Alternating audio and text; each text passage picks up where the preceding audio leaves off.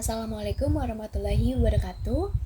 Perkenalkan, nama saya Cynthia Putri Wardani dengan NPM 202343501384 dari kelas R6Q Program Studi Teknik Informatika.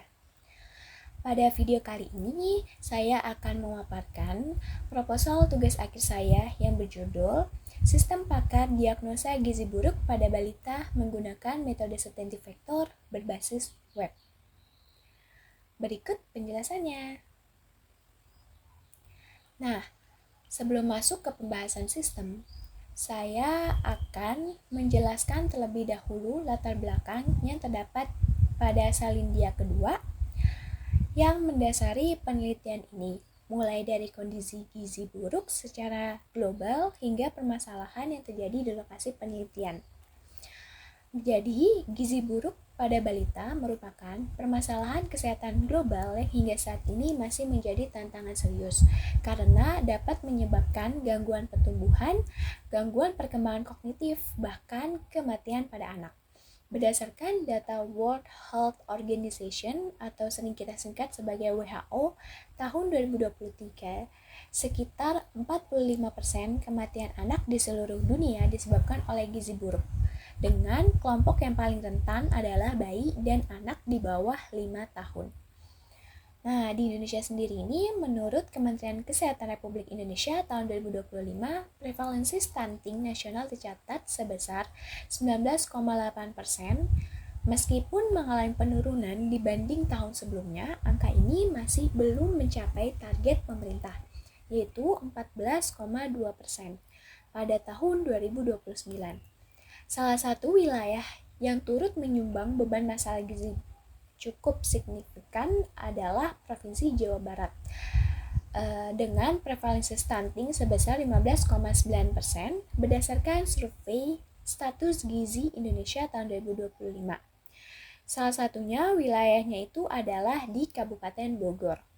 Nah, kondisi ini juga terlihat di lokasi penelitian saya, yaitu Posyandu RW 09, Kecamatan Jonggol, Kabupaten Bogor. Di sana saya menemukan beberapa permasalahan utama. Yang pertama, diagnosis gizi buruk masih dilakukan secara manual dan subjektif oleh kader Posyandu, sehingga tingkat keparahan gizi balita sulit ditetapkan secara pasti dan rentan terhadap kesalahan penilaian. Yang kedua, kurangnya tenaga ahli gizi pendamping menyulitkan petugas posyandu dalam memahami indikasi klinis yang lebih kompleks sehingga proses klasifikasi status gizi belum berjalan optimal. Terus yang ketiga, data pemeriksaan gizi balita belum terintegrasi secara digital sehingga menyulitkan proses pemantauan perkembangan status gizi balita dari waktu ke waktu, terutama bila terjadi pergantian kader atau petugas. Dan keempat, ada karena proses deteksi masih dilakukan secara manual, gejala awal gizi buruk seringkali tidak terdeteksi sejak dini. Akibatnya, penanganan menjadi terlambat dan kondisi gizi balita beresiko semakin memburuk. Nah, berdasarkan permasalahan tersebut, saya mengusulkan solusi berupa sistem pakar diagnosa gizi buruk pada balita menggunakan metode Certainty Factor berbasis web yang akan diimplementasikan di Posyandu RW 09 agar orang tua dan kader dapat melakukan deteksi dini secara cepat dan akurat. Metode Certainty Factor ini saya pilih karena mampu mengukur tingkat kepercayaan pakar terhadap suatu gejala secara kuantitatif dan pada penelitian sejenis pun ternyata metode ini terbukti mampu mencapai tingkat akurasi diagnosis lebih dari 90%. Sebagaimana yang dilakukan oleh Anggreni dan Syafrullah pada tahun 2023.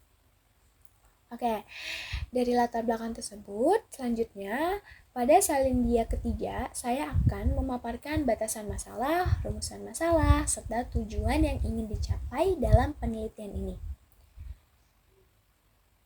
Supaya penelitian ini lebih terarah dan tidak melebar dari fokus utamanya, saya menetapkan beberapa batasan masalah.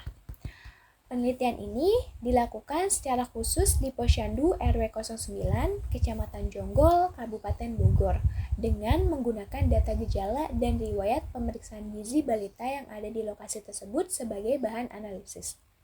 Metode yang digunakan dalam membangun sistem pakar ini adalah certainty factor dengan variabel diagnosis yang mencakup gejala klinis serta data antropometri seperti berat badan, tinggi badan, dan usia balita.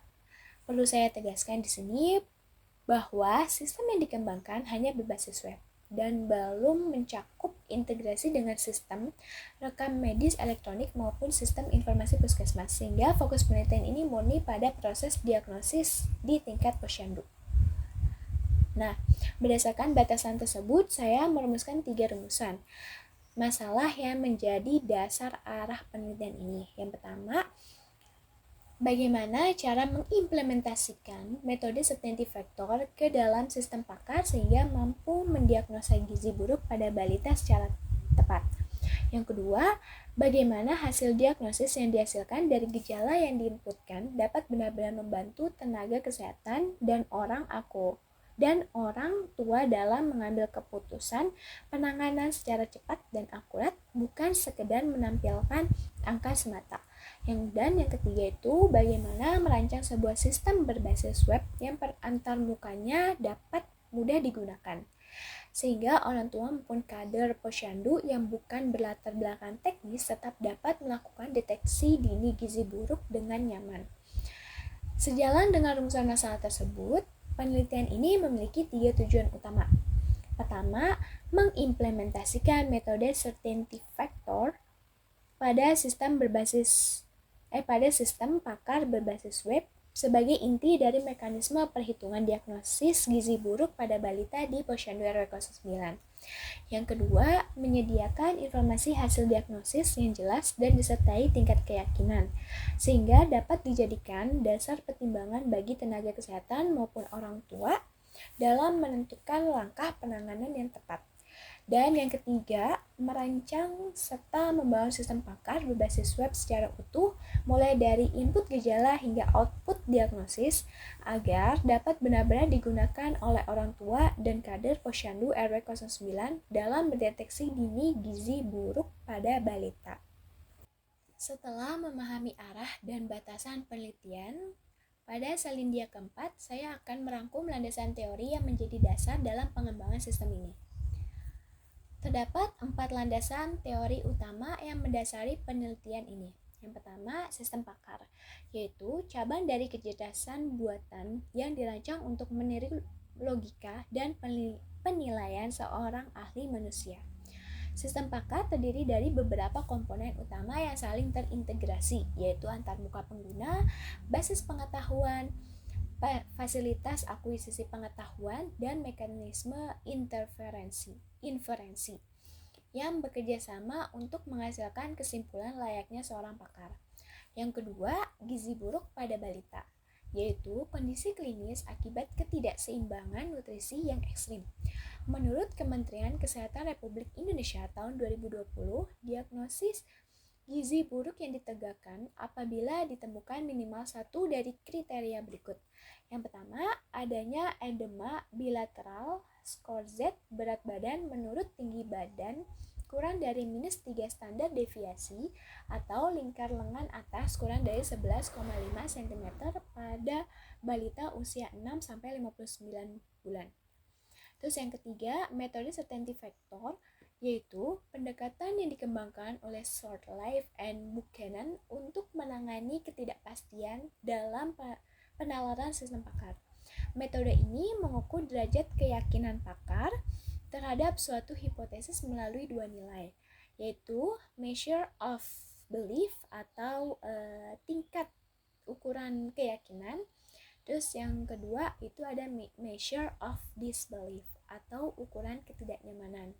Nah, keempat ini pengembangan berbasis web. Website merupakan kumpulan halaman HTML dalam satu domain yang tersimpan di web server dan dapat diakses pengguna melalui browser. Pendekatan ini memungkinkan layanan diagnosis diakses secara fleksibel tanpa dibatasi oleh jarak, sehingga sangat sesuai untuk kebutuhan deteksi dini gizi buruk di tingkat posyandu.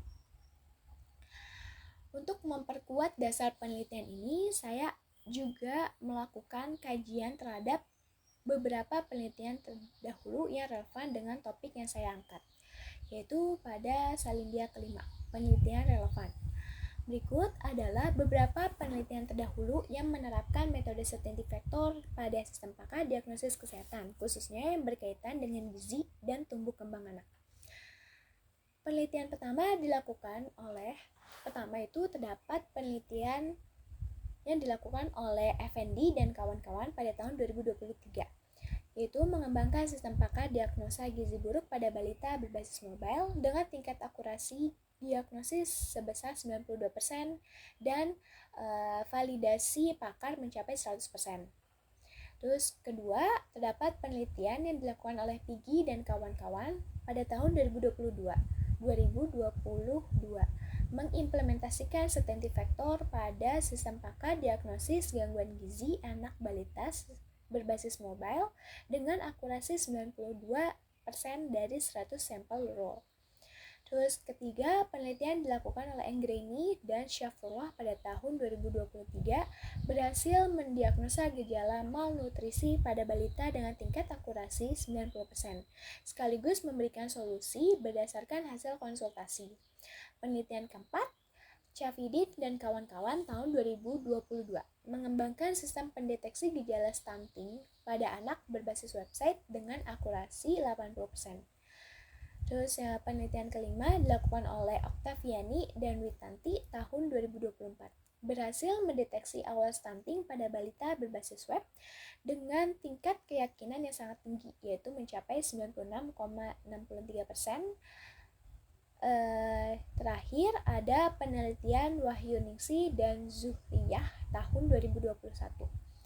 Mendiagnosa penyakit campak rubella pada anak berbasis website dengan 3 kategori hasil diagnosis berdasarkan nilai CF atau certainty factor. Nah, dari berbagai penelitian relevan ini dapat disimpulkan bahwa metode certainty factor secara konsisten mampu menghasilkan tingkat akurasi yang tinggi dalam berbagai kasus diagnosis kesehatan anak, sehingga metode ini dinilai tepat untuk diterapkan pada sistem yang akan saya kembangkan. Selanjutnya, Salindia ke-6.